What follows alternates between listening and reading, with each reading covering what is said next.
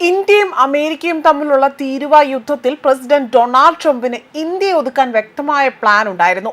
റഷ്യയിൽ നിന്നും ഇന്ത്യ എണ്ണ വാങ്ങുന്നതിന് മുൻപേ തന്നെ ഇന്ത്യ പാക് സംഘർഷത്തിൽ വ്യാപാര കരാറുകൾ നിർത്തിവെക്കുമെന്ന് പ്രധാനമന്ത്രി നരേന്ദ്രമോദിയെ ഭീഷണിപ്പെടുത്തിയതായ റിപ്പോർട്ടുകളാണ് ഇപ്പോൾ പുറത്തുവരുന്നത്. നിങ്ങളുടെ തല കറങ്ങുന്ന തരത്തിൽ ഞെട്ടിപ്പോകും വിധം ഞാൻ വളരെയധികം തീരുവകൾ ചുമത്തും. മോദിയെ ആ സമയത്ത് ഫോണിൽ വിളിച്ച് സംസാരിച്ചപ്പോഴാണ് ട്രംപ് ഇത്തരത്തിൽ ഭീഷണി സ്വരത്തിൽ സംസാരിച്ചിരിക്കുന്നതും.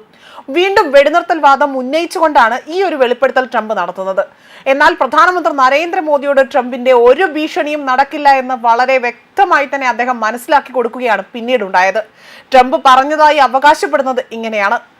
അതായത് ട്രംപ് പറയുന്നത്, ഞാൻ പറഞ്ഞു, നിങ്ങളുമായി ഒരു വ്യാപാര കരാർ ഉണ്ടാക്കാൻ ഞാൻ ആഗ്രഹിക്കുന്നില്ല. നിങ്ങളൊരു ആണവ യുദ്ധത്തിൽ കലാശിക്കാൻ പോവുകയാണ്. നാളെ എന്നെ തിരികെ വിളിക്കൂ. പക്ഷേ ഞങ്ങൾ നിങ്ങളുമായി ഒരു കരാറിലും ഏർപ്പെടാൻ പോകുന്നില്ല. നിങ്ങളുടെ തല കറങ്ങുന്ന വളരെ ഉയർന്ന ടാരിഫ് ഞങ്ങൾ നിങ്ങളുടെ മേൽ ചുമത്തും. ഞാൻ വളരെ ഭയങ്കരനായ ഒരു മനുഷ്യനോടാണ് സംസാരിക്കുന്നത്, ഇന്ത്യൻ പ്രധാനമന്ത്രി നരേന്ദ്രമോദിയോട്. നിങ്ങൾക്കും പാകിസ്ഥാനും എന്താണ് സംഭവിക്കുന്നതെന്ന് ഞാൻ പറയുന്നു. ഞാൻ ചോദിക്കുകയാണ് ഇവിടെ ചെയ്യുന്നത്. അവരുടെ വിദ്വേഷം വളരെ വലുതായിരുന്നു എന്നാണ് ട്രംപ് പറയുന്നതും. ശത്രുത രൂക്ഷമായാൽ വ്യാപാര കരാറുകൾ അമേരിക്ക തടഞ്ഞു വെക്കുമെന്ന് പ്രധാനമന്ത്രി മോദിക്ക് മുന്നറിയിപ്പ് നൽകിയതായാണ് ട്രംപ് പറയുന്നത്. തന്റെ മുന്നറിയിപ്പിന് പിന്നാലെ തന്നെ ഇന്ത്യയെ ഉടനടി നടപടിയെടുക്കാൻ പ്രേരിപ്പിച്ചുവെന്നും ട്രംപ് അവകാശപ്പെടുകയാണ്.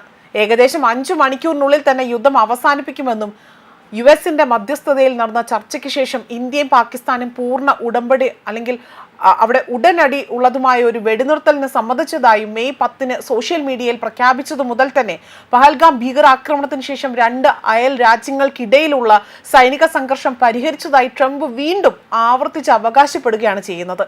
എന്നാൽ ഇവിടെ ട്രംപ് പറയുന്നത് പച്ച കള്ളത്തരമാണ് എന്നത് കഴിഞ്ഞ ദിവസം തന്നെ ട്രംപിന്റെ വായിൽ നിന്നും പുറത്തു വീണതാണ്. അതായത് ഇവിടെ പാകിസ്ഥാൻ അല്ലെങ്കിൽ ഇന്ത്യയുടെ ആണോ പാകിസ്ഥാന്റെ ആണോ എന്ന് വ്യക്തത വരുത്താതെ യുദ്ധവിമാനങ്ങൾ തകർന്നു വീണ കണക്കുകൾ ട്രംപ് വ്യക്തമാക്കുകയുണ്ടായി.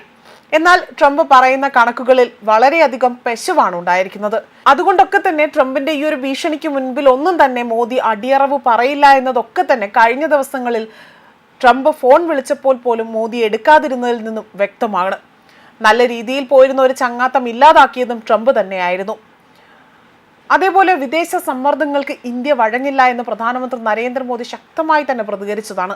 നിരവധി പദ്ധതികൾക്ക് തുടക്കം കുറിച്ച ശേഷം ചൊവ്വാഴ്ച അഹമ്മദാബാദിലെ ഒരു പൊതുസമ്മേളനത്തെ അഭിസംബോധന ചെയ്തുകൊണ്ട് പ്രധാനമന്ത്രി തന്റെ സർക്കാരിന്റെ നിലപാട് വളരെയധികം എടുത്തു പറഞ്ഞ് അടിവരയിട്ടുകൊണ്ട് ട്രംപിന് വ്യക്തമായൊരു മുന്നറിയിപ്പ് നൽകുകയും ചെയ്തിരുന്നു. അതായത് മോദിക്ക് കർഷകരുടെയും കന്നുകാലി വളർത്തലുകൾ അതുപോലെ ചെറുകിട വ്യവസായികളുടെയും ഒക്കെ താല്പര്യങ്ങൾ വളരെയധികം പരമപ്രധാനമായ ഒരു കാര്യമാണ്. നമ്മുടെ മേലുള്ള സമ്മർദ്ദം വർദ്ധിച്ചേക്കാം, പക്ഷേ നമ്മൾ അതെല്ലാം തന്നെ സഹിക്കുകയും അതിന് വേണ്ടിയുള്ള അല്ലെങ്കിൽ അതിനെ തിരിച്ചടിക്കാനുള്ള കാര്യങ്ങൾ ചെയ്യുമെന്ന് പ്രധാനമന്ത്രി നരേന്ദ്രമോദി ആ ഒരു സമ്മേളനത്തിൽ ട്രംപിന് വ്യക്തമായ ഒരു മുന്നറിയിപ്പ് നൽകുകയും ചെയ്തിരുന്നു. അതുപോലെ പൗരന്മാരുടെയും ബിസിനസ്സുകാരുടെയും ഒക്കെ തന്നെ ഇന്ത്യയിൽ നിർമ്മിച്ച ഉൽപ്പന്നങ്ങളെ കൂടുതൽ ആശ്രയിക്കാൻ അദ്ദേഹം ആഹ്വാനം ചെയ്തു. ടാരിഫ് പിരിമുറുക്കങ്ങൾ രൂക്ഷമായപ്പോഴും ഇരു രാജ്യങ്ങളും സ്ഥാപിതമായ നയതന്ത്ര മാർഗങ്ങളിലൂടെ ഇടപെടൽ നിലനിർത്തിക്കാൻ അത് കൊണ്ടുപോകാൻ ശ്രമിച്ചു. ഇരു രാജ്യങ്ങളിലെയും പ്രതിരോധ വിദേശകാര്യ മന്ത്രാലയങ്ങളിലെ മുതിർന്ന ഉദ്യോഗസ്ഥർ സംയുക്തമായി അധ്യക്ഷത വഹിച്ച ചർച്ചകൾ നിർണായക ധാതു പര്യവേക്ഷണം, അതുപോലെ പ്രതിരോധ പങ്കാളിത്തം, വ്യാപാരം, ഊർജം, പ്രാദേശിക സുരക്ഷ എന്നിവയിലെ സഹകരണത്തിന് വലിയ ഊന്നൽ നൽകിക്കൊണ്ടായിരുന്നു കാര്യങ്ങൾ മുന്നോട്ട് കൊണ്ടുപോയത്.